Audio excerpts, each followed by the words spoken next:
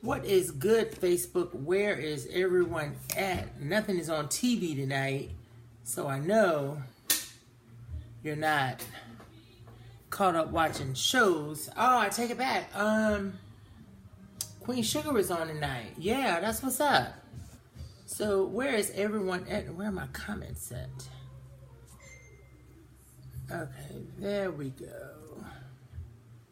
Hope everybody is doing well. Tanya, how are you? Tanya, I miss seeing you. I haven't been to any. In fact, does he even do those conversations anymore? I haven't seen any posts about them. But hope everybody is doing well. Wanted to come on here just for a couple of seconds, just to let you know. I haven't done a live video in a long time unless I was doing something silly. But just wanted to let you know, got amazing news that just like, hey, Sonya, babe. As you all know, I've been really driving this book hard. So thank you to everyone who purchased the book, who's read the book, or who left me a review. As we know, reviews are what helps people make these types of purchases. And I know sometimes people can just, blow your account up, your email account up with reviews from restaurants. And now if you go somewhere, you don't even have to check into that place. Your cell phone is automatically going to let them know that you were there. They want you to write a review and things like that. Hey, Karen. But when you're looking at making a purchase of something like clothing or anything from Amazon, reviews are really important. So, forgive me if I was, hey, can I get my review? They're really super important. And a lot of people have made purchases based on the reviews that I've gotten. And I can honestly say that out of the 70 plus reviews out there, there's not one negative review. That is something to be celebrated, that my life, or either my tea, was so interesting that people wanted to read it, and that they're still excited about it. The book has been out 2.5 years now, and it is still a prime status book. I confirmed with Amazon, what makes its status change, and they said, well, your book is selling, and that is why it isn't still prime status. If the sales were not there, we would have knocked it down from prime status to regular, and then if the sales completely just dropped out, we would have, contacted you to remove it yourself, or we will remove it. But I want to get on my soapbox just for a little bit. And I get it. We all have our seasons. When it's our time, and there's nothing that anyone can do to take it from us. But I ask people not to waste my time. I understand that we have things going on in our lives, jobs, careers, children, family, travel. It happens. I get it. But if you tell me, oh my God, if you send me a book, I will review your book for you, or blah, blah, blah, blah, blah, and then you don't do it, and then I see that you are reading my messages and you still won't do it, that to me is like wasting my time. I get it. You may have wanted a free book, but shit, anybody know me? I'll give you the shirt off my back even though I know you couldn't fit it. So you could just ask me for the book and I was just giving it to you. But don't tell me that you are going to do something when you really are not going to do it. And even if your intentions are to do it and something comes up that you can't do it, and you don't let me know that you're not going to be able to do it, but then when I ping you to be like, hey, what about the review? That was a light bulb. And then you still don't do it, then you really had no intentions to do it anyway. Not my season. I totally get it. It is what it is. But the other thing I wanted to talk about, because lately I've been seeing a lot of people do live videos about how we as an African American community, and it's particularly in the gay black community, that we don't support each other. I agree with that. I do think there is a crabs in a barrel mentality amongst the African American community, but I also think the crabs in a barrel mentality hit the gay community, the black gay community as well, simply because, Sonya, I did, babe, I love you so much. Thank you so much for that. Hey, Kirby. But I do think, hey, Quintina, that the support is not there because we have this whole mentality, oh, I got to get mine first. And you know what? Anyone who knows me, even growing up when I was being used by people, when I was trying to buy them for my friendships, because I told you I wasn't invited to the cool kids table. You know, if I wasn't acting a class clown in school to get people's attention, I was buying my so-called friendships with them. So people have this whole thing that I got to get mine first. You know, what people fail to understand, it's enough money out here for all of us. It is enough. Hey, Mia, God, it's been forever. It's enough money out here for all of us. We don't have to try to hold someone else down from going to the top, because I know if that person get off that bucket, guess what? I'm inching up to the top. That's my mentality of it. And like my cousin Shanae said, I would give you the shirt off my back even though I know you couldn't fit it. That's just how generous I am. But everybody isn't like me, and I get it. I'm cut from a different cloth. God knows I am. But super excited about things. Things are still happening with the book. I'm actually going to be in Los Angeles later this year for the literary symposium that I participated in Houston last year. That's coming up in September. And then our keynote speaker is going to be Shirley Ralph. And then I am doing something. I cannot tell you what it is, though. Oh, my God, but it's super exciting. There was a photo posted yesterday and a link posted by the Dallas Morning News. And she gave, you know, a little teaser, but we can't say what it is because they've asked us not to talk about it. But that's going to come out this month. And I'm super excited about that. I got to have an amazing conversation with someone. Hey, Tanya. Got to have an amazing conversation with a young man yesterday. We were filming, and that's going to come out later this month. So I'm super, super excited about that. And of course, you know, I'm still doing different things with it. I'm so thankful and appreciative that people, I'm not really going to say understand, but they accept the stuff that I've gone through, because as you all may not know, in Virginia, you can't get your record expunged unless there are litigating circumstances that they need to review and do all that stuff. If you pled guilty or you were found guilty without any litigating circumstances, you stuck with it. So my crimes have been like over 26 years old. I know I don't look a day over 26. I get it. I get it. But my stuff is like over 26 years old. And because it's in Virginia, I can never get those things expunged. So I'm stuck with them, and even now they do hold me back. If someone do a criminal background check on me, they are there and they see that. But prior to moving to Dallas, I did apply for a pardon because I got my rights back in 2004. So I've been able to vote since 2004. I can hold public office, which is really weird that they say you can do all that stuff, but then you can't be a notary public because you are a convicted felon, which makes no sense to me. But I guess that's that Virginia thing, you know. But I applied for a pardon because they told me that was the only thing that I could do. So I applied for this pardon before I moved to Dallas in 2004. I totally forgot about it. I do remember when I got here, I wrote to Richmond and let them know my address changed, sent the update, but that was it. I hadn't heard anything from them, so I literally forgot about it. About a month or so ago, I got a call from an investigator. The process has changed a little bit in Virginia now, where they are assigning investigators to verify the information that you submitted to make sure that it's true. And I'm thinking, you know, they just want to make sure that the person isn't giving a smoke screen about, yeah, I've had all these jobs, I've gone to school, I've done this and I've done that, and before the governor just pardons you. So he had to he said, I'm gonna let you know, you're gonna have to relive some bad stuff because we need to go over everything. I told you my pre-sentence report was like this.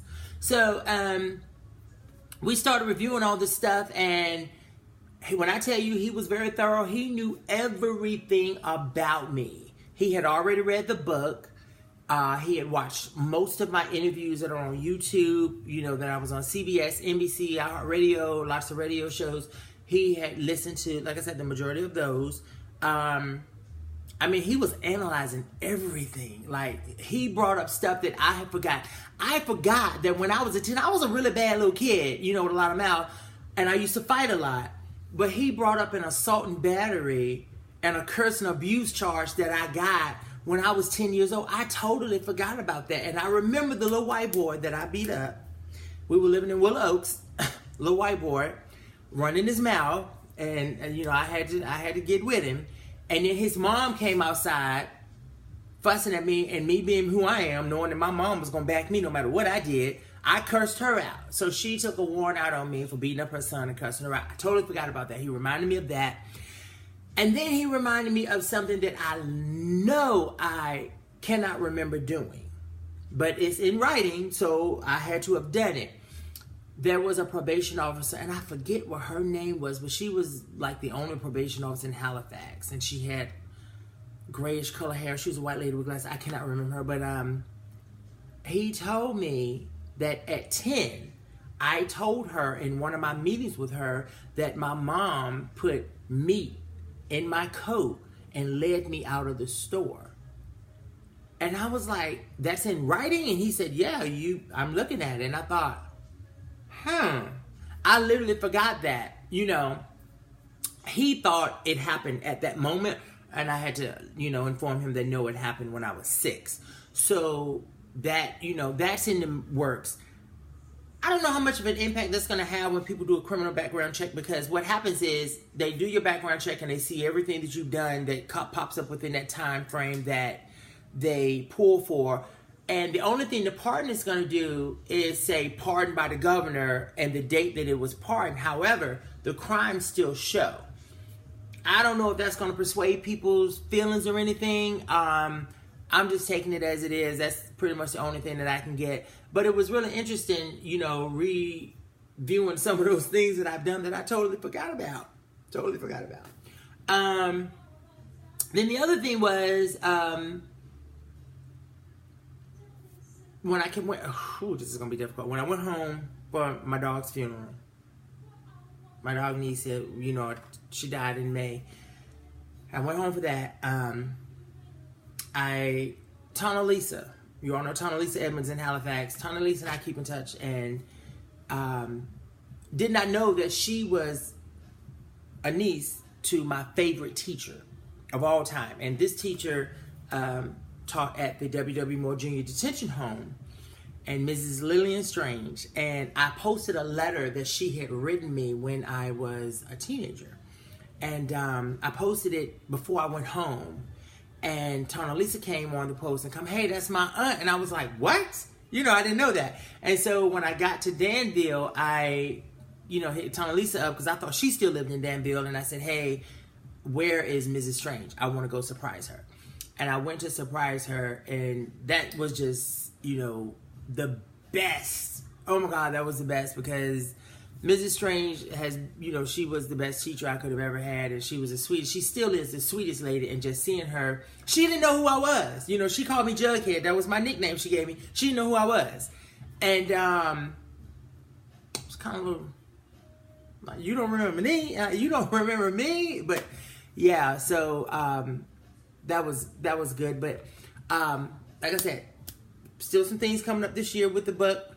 Everybody's asking me to write another book. Some people feel like I did not give them enough in this book. They wanted more. They didn't criticize. They just said, oh my God, I wanted more. My friend Tammy Hicks was like, oh my God, I wanted more. And Tammy watched me grow up. What else could you get? You knew everything that was happening. There will not be another autobiography. I, you know, wrestled with it. As, you know, someone's grandmother used to say, save some. You have to save some. I don't, you know, because I'm very private with my life, I don't give up all the details of my life. And as we know, friends that I went to school with were contacting me saying, hey, why didn't you share this? You never said anything about this, blah, blah, blah, blah. I got it off my chest, and I'm good. Yeah, I'm good. This one has done remarkably well. I had no idea that it would happen like this. So let me just tell you how this happened. For those that remember, I put out the filter for it saying that it was going to come out. And at that time, I was contracted with book companies. So they were, you know, we selected a date. It was going to come out in January 2016. And then the book companies got a hold of the content, and the content reader said, oh, hell no, you cannot put this out. This is really defamatory to some people. You have to change everything. We don't want anyone to read this book to be able to connect it to you in any way. So we need you to change everything. Went to another book company, they said the same thing. So I'm thinking, okay. So then my friend Gail Houston, who was one of the last people who told me to write this book, because people had asked me since 2000 to write this book, although they only knew about the criminal part. They didn't know about the other stuff, and that kind of shocked people. But she said, Victor, just do it on Amazon. You can do it on Amazon. So I did my research, did it on Amazon. I was in Philly. And before, because I sent it to Amazon, not understanding that when it got there, that it was going to come out. That once you send it to them, it's ready to go. I had no idea. I remember I still had my release date for January 2016. So I'm in my hotel room, I'm chilling. I'm coming from the club, and I'm chilling, and all of a sudden I get my phone start just going off. Oh my God, I did not know you went through this. I did not know, blah, blah, blah, blah. What are you talking about? Your book. How did you get my book? It's out, it's online, it's out. And it came out the night of December 29th, around 8:30 p.m. By 9 o'clock a.m., December 30th, it was #1. And it remained in the #1 spot on Amazon for the first 4 weeks it was released. That was amazing to me. I was playing Words with Friends and it popped up as a commercial. I literally lost my mind. I did not know how to respond to that. So I'm super excited about that. The success of it, totally unexpected. I'm humbled by it, thankful, appreciative, and there's no other word I could use to describe just how I appreciate all the support from it that I've gotten, and the idea that it's still going strong. And of course, anyone who knows me knows that my goal is to get it to the national level. My publicist and I working hard to get it to the national level. That is where I want it to be. And even if someone uses some of it as a storyline on a TV show or a movie, or either make a TV movie out of it, I'm here for it. I'm here for it. The thing that really hits me the most about this book is how my mom still denies it. Now, she's denied it forever and a day, but everyone in my family already knew that this was happening. And no one stepped in to do anything that was impactful enough to make it stop. But even now that it's come out that people outside of the family knows, she's still denying it, to my understanding. She called my cousin Nico, cussing me out and calling me all kind of names and saying that everything in the book was a lie and this and that, what have you, and whatever. But everyone already knows, because anybody knows my mother. She would sue you if she could, and if she really thought she could win, she would have sued me. I promise you, she would have. But the idea of me telling the story was not to, make her look like a bad person. It was me telling my story, and those details that happened to make her look bad. It is what it is. It's life, and I dealt those things, and I've overcome those things. And I used to have this friend that said to me, the things that you've gone through in life, they weren't for you, they were for someone else. As I did my book tour, I did a 6-state, 17-city book tour, and in doing that, I got to see how my life was really meant for other people, because people would see me on TV or on the radio, hear me on the radio, and then they would come out to my signing and they would, oh my God, your story hit me right upside my head. This is what I needed. So I now understand the purpose of me telling my story. And there have been times where I felt like, well, maybe I would silence the story and just, pull it down and don't say anything. And then Oprah did that acceptance speech where she said, your truth is the most powerful truth that you have. And anybody know me, I got a big mouth, so I'm going to keep talking. So we're going to push it all the way. We're going to ride this till the wheels fall off. This has been an amazing experience, being able to share this with you guys. And I will confess something to you that I've never confessed in any interview. I was embarrassed for anyone to read this book. Totally embarrassed. When it first came out, I went through that withdrawal phase where I wanted to pull it down. I lost my job over this book. The job that I had at the time the book came out, I lost that because they said I was getting too much attention. I was on TV and radio. I was getting too much attention for them.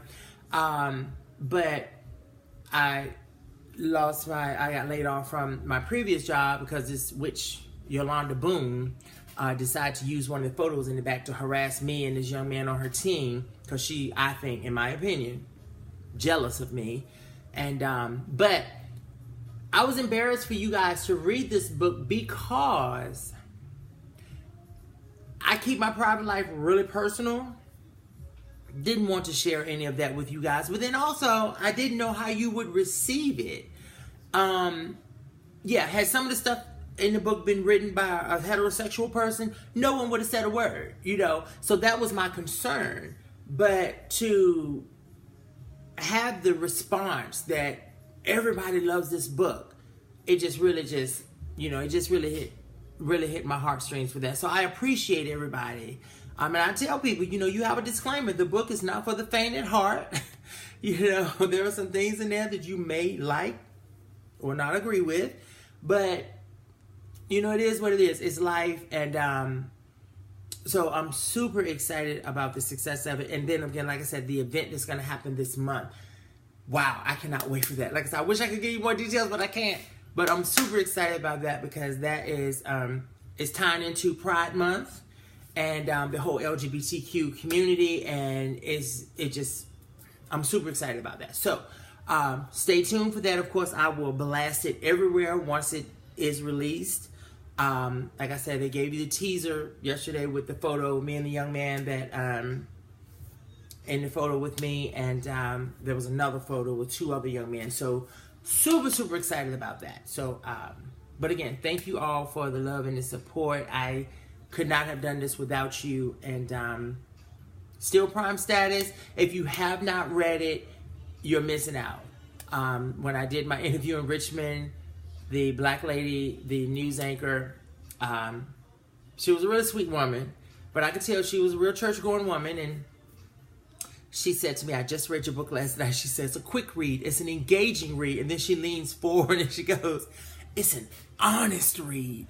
And I'm thinking, well, that's what an autobiography should be. It should not be, you know, fake with stuff that didn't happen or people that doesn't exist. And I think the thing that resonated with a lot of people is the realness of this book and how I cut no corners. I just came out there and I gave it to you. And I stood firm in my truth, you know, like Funky Dineva said, you know, how does he have that thing? Stand firm in your truth and walk in your walk or something like that. But yeah, I stood firm in this and I stand by this, you know. And the reason that I put this out wasn't just because people asked me to, but it was because it was needed. You know, you got Virginia who refused to let you expunge your record. So jobs are very hard to get in Virginia when you have a criminal record.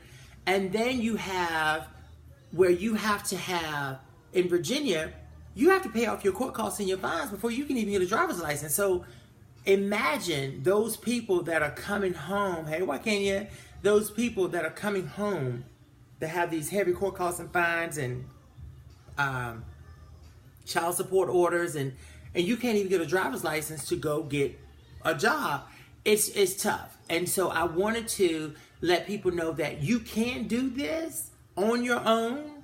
It's going to be hard and you're going to have to work diligently for it. But if you put the persistent effort into it, then you will succeed.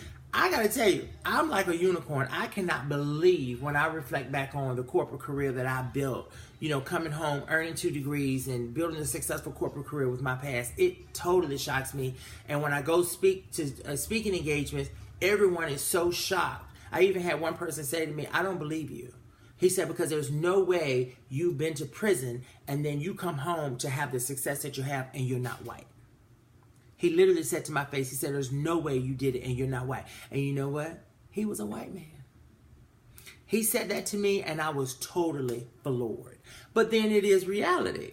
But I said to him, you don't know the God that I serve. That you don't know. But I have had some very fortunate opportunities presented to me. And when someone opens that door for me, I will kick it off the hinges. So that is where I am. And again, not going to do this too long. Just want to thank you all for everything, the love, the support. You're going to keep seeing this book popping up on your timeline because I'm always share this book because did not realize this until a couple of months ago. I was in church and the pastor asked, what is your legacy? I had never even thought about anything like a legacy. You know, I figured, you know, people with legacies are celebrities and, you know, things like that. But when I sat there and started thinking about it, I was like, wow, this book is a part of my legacy, because it's out there now. So there's no pulling it back because people have it. So this is a part of my legacy that I'm going to leave in about 70 years when I die. This is a part of my legacy that people will forever remember me for, that, you know, I told this truth, and this truth has helped so many people. And it's been eye-opening, because there were some things that a lot of people just did not know. I even used to be embarrassed to find out people's parents read this book. Like my friend Gail Houston, I posted a picture with her last week. I had lunch with her, hadn't caught up with her in a long time. And she told me her mom read my book. I was like, your mom did what? Seriously, your mom did what? And, you know, but she was like, yeah, she loved the book. She was like, oh my God, I have so many questions for him. So I'm slowly getting out of that whole embarrassment phase, and, you know, hey, it is what it is. I've done some shit. I mean, like, seriously, I've done some stuff. And as we all have, my stuff may not be your stuff, but it is what it is. But anyway, just wanted to thank you all so much for the love and the support. Again, I will forever thank you for that, because without you readers and, you know, you buying it and supporting it and sharing it and spreading it, it would not have reached the status that it's at. And there's just nothing else I can say, but for that, I thank you. So I'm going to go, but you guys have a good night, and just when you thought you knew me.